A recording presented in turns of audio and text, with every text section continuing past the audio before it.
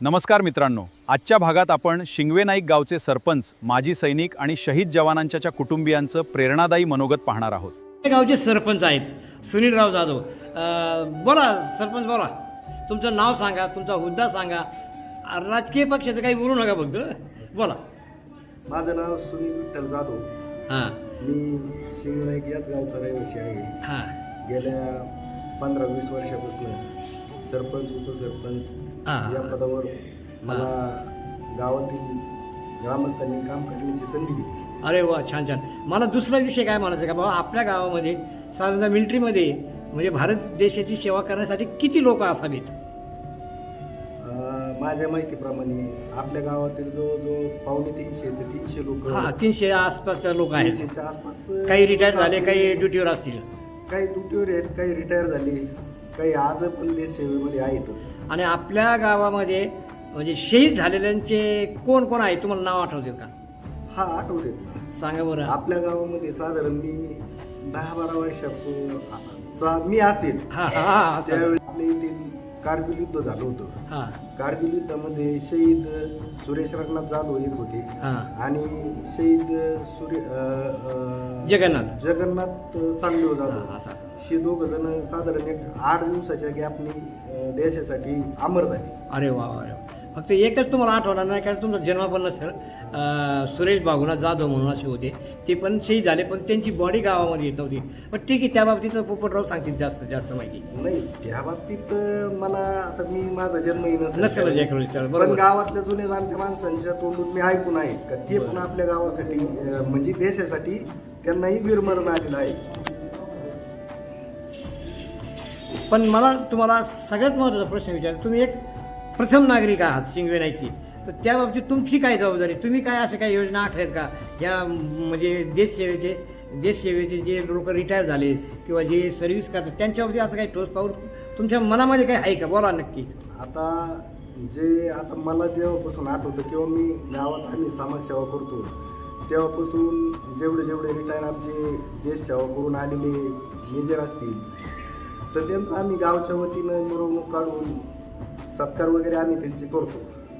आणि त्यांना आम्ही आमचं 15 ऑगस्ट असेल, 26 जानेवारी असेल, आपला महाराष्ट्र दिन 1 मे असेल, त्यावेळेस आम्ही त्यांना वेळोवेळी बोलून त्यांच्या हस्ते एक आमचा अभिमान म्हणून ध्वजारोहण करण्याचा मान आम्ही त्यांना देत असतो. हां, चांगली गोष्ट आहे ही, अभिमानाची गोष्ट आहे की बाबा आपल्यासाठी आपल्या गावातील तरुण जर देशसेवा करतात तर मग त्यांचा सत्कार आपण का करू नये? अजून काही बोलायचं आहे का तुम्हाला सरपंच? नाही, आपण 100% देशासाठी आपल्या गावातील अजून तरुण जरी गेले, हां, त्यांच्यासाठी काय संदेश आहे तुम्हाला? हां, त्यांच्यासाठी म्हणजे तरुणांनी खरोखर मिलिटरीमध्ये देशसेवा करावी किंवा इतर ज्या ऑर्गनायझेशन आहेत त्यासाठी तरुणांनी पुढाकार घ्यावा. या बाबतीत तुम्ही जे शाळेत पोरं आहेत किंवा जे आता भरतीच्या हिशोबातले पोरं आहेत यांच्या बाबतीत काही ग्रामपंचायत पातळीवर तुम्ही काही करतायत का किंवा करण्याचा काही विचार आहे का? नाही, यांच्या पातळीवर आमचा करण्याचा 100% मानस आहे. त्यांच्यासाठी एक व्यायामशाळा अत्यंत गरजेची आहे. हो, बरोबर. परंतु आपल्या गावाला गावठांचं अडचण आहे. ती लवकरात लवकर शासन दरबारी पाठपुरावा करून आपण एक चांगली सुसज्ज अशी व्यायामशाळा करण्याचा आपला प्रयत्न आहे. वा वा, छान छान छान. अजून काही बोलायचं आहे का तुम्हाला? कुठल्याही विषयावर बोला तुम्ही, तसं काही नाही. म्हणजे बा सामाजिक विषयावर बोला, फक्त राजकीय विषय नको आपल्याला.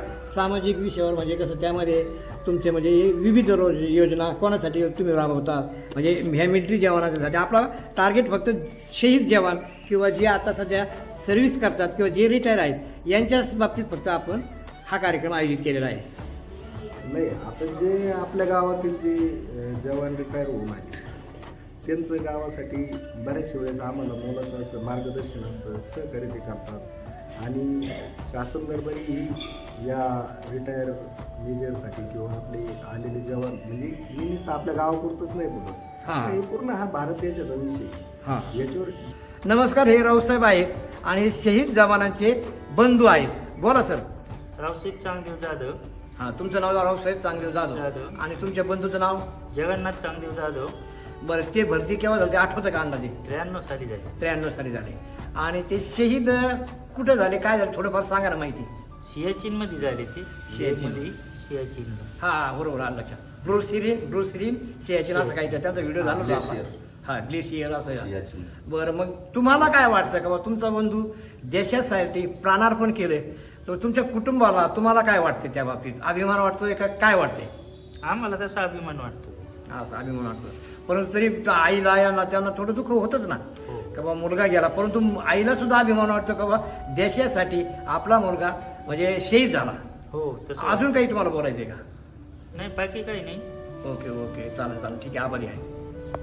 नमस्कार मित्रांनो, हे शिवाजी राऊत आहेत आणि मिलिटरी रिटायरमेंट आहेत. राऊत सर, तुमचं नाव सांगा.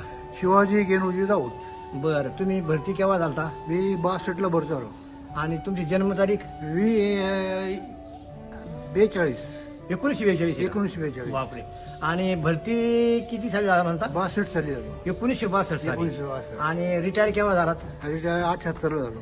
1978. हा. मग तुमचे काही असे अनुभव आहेत का मिलिटरीमध्ये? तुम्हाला असे प्रसंग कोणत्या युद्धात होते काय वगैरे असं? मी 2 युद्ध केले. कोणते कोणते? 65 सालचं काश्मीरला होतो मी. अरे बापरे. हा, श्रीनगरच्या पुढे रामपूर म्हणून रामपूर म्हणून. रामपूर त्या म्हणून. ठिकाणी. आणि उडी सेक्टरला होतो. असं असं. आणि त्यानंतर कुठलं युद्ध? आणि त्याच्यानंतर मी 61-62चं युद्ध केलं.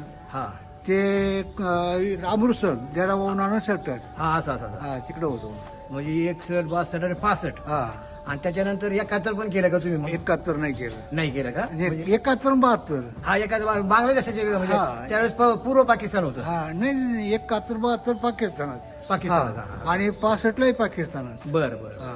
आणि तुम्हाला असं आणि काही माझ्या भरतीच्या अगोदर गोवा होऊन गेलं आणि चीन होऊन गेलं. हा हा हा हा, युद्ध होऊन गेले हा, का होऊन तुमच्या गेले. वेळेला? बरं, तुम्हाला असे काही प्रसंग सांगता येतील का एखादा म्हणजे असा स्मरणात राहील असा?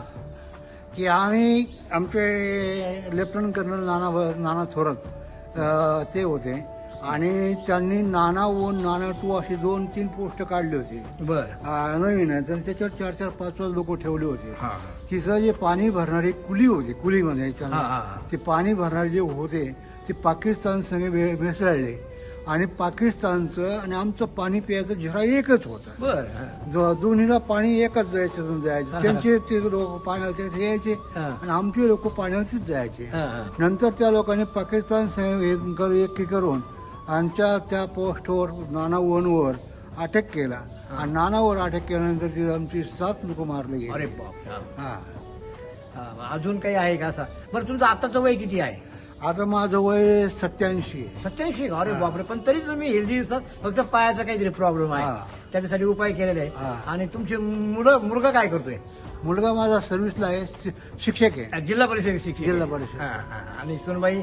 सुनबाई जिल्हा परिषद शिक्षक आहे. अरे बापरे. म्हणजे तुम्ही तर देशाचं रक्षण केलंच केलं, हा. पण तुमची मुलं सुद्धा विद्यार्थी घडवण्याचं काम करतात, म्हणजे दोघे बी. हा. ओके. अजून काही बोलायचं आहे का तुम्हाला? आता काय बोलू सांगा. बरं बरं, काही नाही काही नाही. आभारी आहे. बरं. नमस्कार. हे एक मिलिटरी रिटायर आहेत आणि शिंदे सर म्हणून आहे ते. सर, तुमचं नाव सांगा पूर्ण. माझं नाव पंढरीनाथ भानुदास शिंदे. पंढरीनाथ भानुदास शिंदे. हो. आणि तुमची जन्मतारीख? जन्मतारीख 20/11/1982. आणि तुम्ही सेनेमध्ये केव्हा भरती झाला? सेनेमध्ये मी 2002 साली भरती झालेलो 2000. आणि आता रिटायर केव्हा झाला? आणि रिटायरमेंट 2019 साली. बरं, तुम्ही कुठल्या युद्धामध्ये भाग घेतला का त्यावेळेस कुठं काही? मी कुठल्या युद्धामध्ये भाग नाही घेतला, पण मी CI इन्सर्जन्सी एरियामध्ये हा. ड्युटी केली भरपूर म्हणजे दिवस. संवेदनशील तो भाग होता. हां, तिथले काही समजले. अनुभव आहेत का तुम्हाला? तिथे ज्यावेळेस ही धारा 370 लागू होती हा. त्यावेळेस आम्ही ते लडाखचं आणि ते असं काहीतरी करायचं होते का? त्या एरियामध्ये आम्ही ड्युटीला होतो, हा कुपवाड्यामध्ये. तेव्हा आपले जे युनिटचे कमांडर त्यांना आम्ही त्यांच्या प्रोटेक्शनमध्ये राहायचो. हा. तर त्यावेळेस काही कारण नसताना तिथले लोक दगडफेक करायची गुटबाजी करून सैनिकावर करायचं. सैनिकांवर. तर त्या दगडफेकीमध्ये आम्ही फसलो होतो. अरे बापरे. तर त्याच्यामधून आम्ही आमच्या ज्या सिनियर ऑफिसरला आमची जबाबदारी पार पडत त्याला बाहेर घेऊन आलो. असं. ओके, धन्यवाद मेजर सर. धन्यवाद. पुढील भागात आपण अशा कुटुंबांना भेटणार आहोत ज्यांनी पिढ्यानपिढ्या भारत मातेची सेवा केली आहे. एका कुटुंबातील 4 आणि दुसऱ्या कुटुंबातील 3 जवानांनी देशसेवा केली आहे. त्यांची प्रेरणादायी कहाणी पाहण्यासाठी पुढील भाग नक्की पहा. जय हिंद. नमस्कार मित्रांनो, आपल्या प्रेमामुळे आमचा प्रत्येक व्हिडिओ अधिकाधिक लोकांपर्यंत पोहोचत आहे. अजून सबस्क्राईब केला नसेल तर आत्ताच करा. फेसबुक पेज फॉलो करा आणि बेल आयकॉन नक्की दाबा. नवीन व्हिडिओ सर्वात आधी पाहण्यासाठी पोहोचत आहे. आजच आमच्या परिवारात सहभागी व्हा. धन्यवाद. जय हिंद.